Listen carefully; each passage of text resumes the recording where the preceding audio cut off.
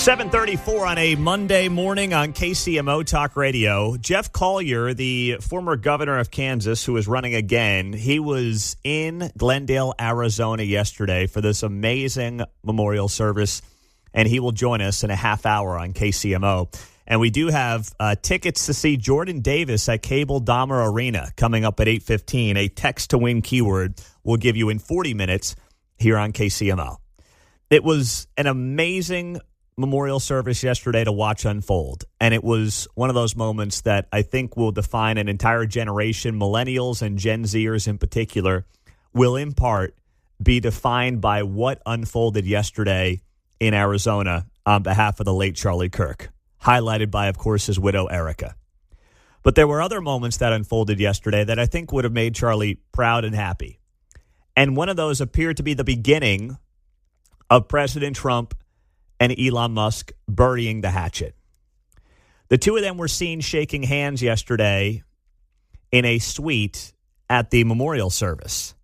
And the Daily Mail had one of its lip readers try to interpret what was said between President Trump and Elon Musk.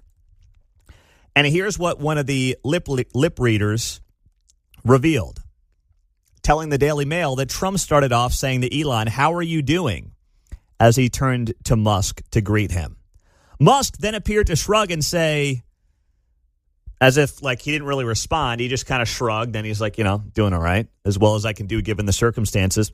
And then Trump says, "So Elon, I've heard you wanted to chat."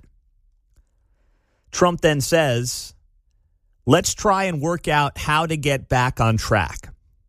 Musk responds by nodding his head. The president then hugs his hand and says, "I've missed you." So we knew that these two guys were attached at the hip for the first few months of this administration. We always knew it was unlikely to last. Two guys with incredible power, with incredible wealth. You have the richest man in the world and the most powerful man in the world. And obviously the egos are off the charts. And it was likely going to eventually crash and burn. The question was how. And it did over the last few months. But one thing that became very clear is that Charlie Kirk actually wanted to bring a lot of these people together. He wanted to bring them and move them in the same direction. People who maybe didn't have ideological perfections between them. But overall, they had a lot more in common than they had different. RFK said this yesterday, that Charlie Kirk was the one who brokered RFK and Donald Trump and that relationship and that endorsement and the whole Make America Healthy Again movement was in part largely coordinated behind the scenes by Charlie Kirk. And as someone who's been a big fan of RFK being a part of this administration and the Make America Healthy Again movement, I know there are people who are staunchly ideologically in the same space as me who hate the idea of RFK being a part of Trump's team because of whatever different conspiracy theories he's been a part of. He's not really a pro-life guy. There was no one more pro-life than Charlie Kirk, but he still understood that politics cannot be just about being ideologically pure. It has to be about building a Big Ten coalition where people understand the broader mission and they don't have to be ideologically pure on everything. That's not how human beings operate.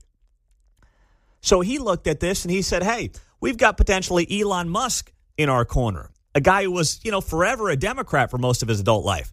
Got RFK, lifetime Democrat as well, who, isn't the best when it comes to certain issues like abortion, but who cares? We're not going to put him in charge of any of that. That's not what he's here to do. There's going to be a big announcement today when it comes to autism and potential connections to Tylenol. That's what's being reported this morning by Politico, and Donald Trump teased that yesterday during his speech at Charlie Kirk's memorial. So Charlie Kirk understood the idea that the broad plan here when it comes to winning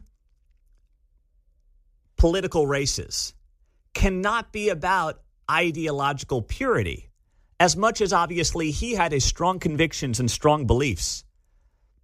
If you're going to then go ahead and win races, you can't have this litmus test of like who's the absolute best. It has to be about who can we bring together And how do we get people that don't agree with us to our side? There's been a lot of different clips that maybe you've seen over the last couple of weeks, I've seen over the last couple of weeks, where he talks to people, like he talks to people who are transgender. He talks to people who used to be transgender. He talks to gay people, and he says, I may not agree with how you live your life, but you have a place in this movement. You have a place in this political party. And you know what? I want you here because as much as I may disagree with your lifestyle, I love you. You can find dozens of videos like that from Charlie Kirk because that's ultimately what he was trying to achieve. And he thought, if I can get you on my side, if I can get you in to my political tent, so to speak, I can then win over your heart and your mind over time. I just got to get you here. I've just got to welcome you in. And then we can really get to work. And that's what he did, one college campus at a time, over 11 years. And it was something that I was just blown away with, that he was able to have this level of success. And you saw him changing the hearts and minds of young men around the country every single day. And there was something that RFK said yesterday, talking about Charlie Kirk, in a very emotional moment, one of the most emotional moments that we saw from yesterday in Glendale, Arizona. And you saw RFK, who, God bless him, he's got the voice troubles. So he always sounds like he's like emotional and about to kind of break up. But if you watched RFK, you could tell that this part of his speech was very difficult for him when he said this. We were talking about the risks that all of us take when we challenge entrenched interests, the physical risk. And he asked me if I was scared of dying. And I said to him, there's a lot worse things than death. And one of those things is if we lost our constitutional rights in this country and that our children were raised as slaves. And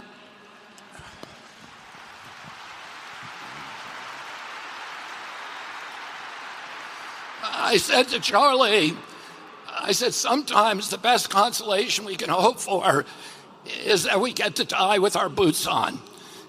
Well, Charlie died with his boots on, and he died to make sure that we didn't have to undergo those fates that are worse than death. Oh, let's remember Charlie.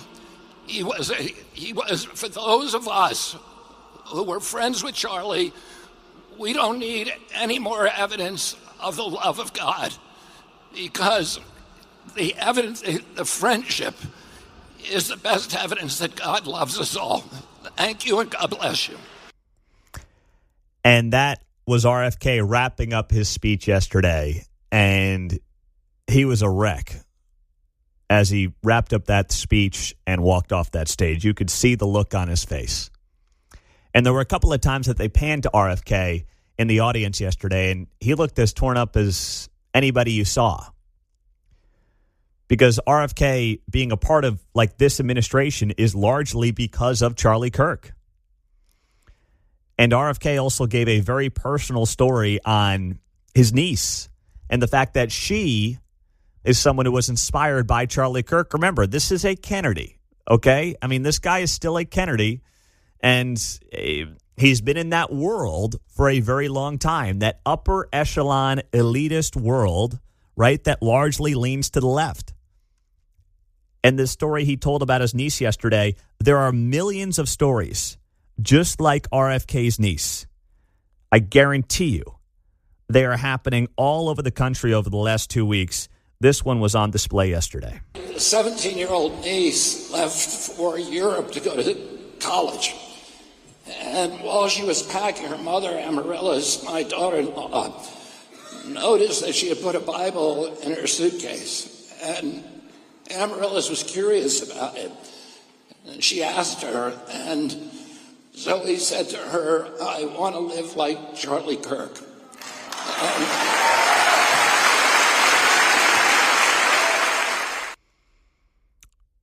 That's the kind of moment that can change an entire generation.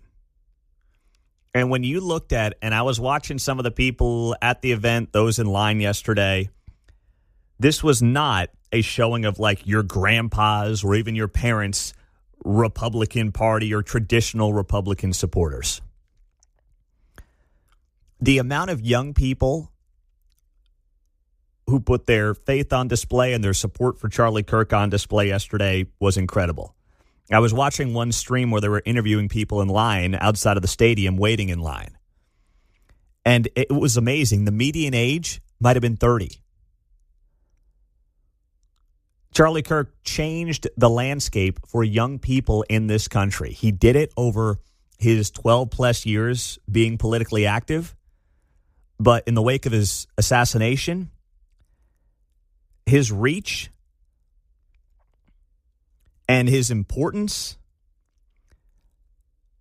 and the value that he brings to this idea of faith and family first may go far beyond what he could have ever imagined. And that was what I saw yesterday.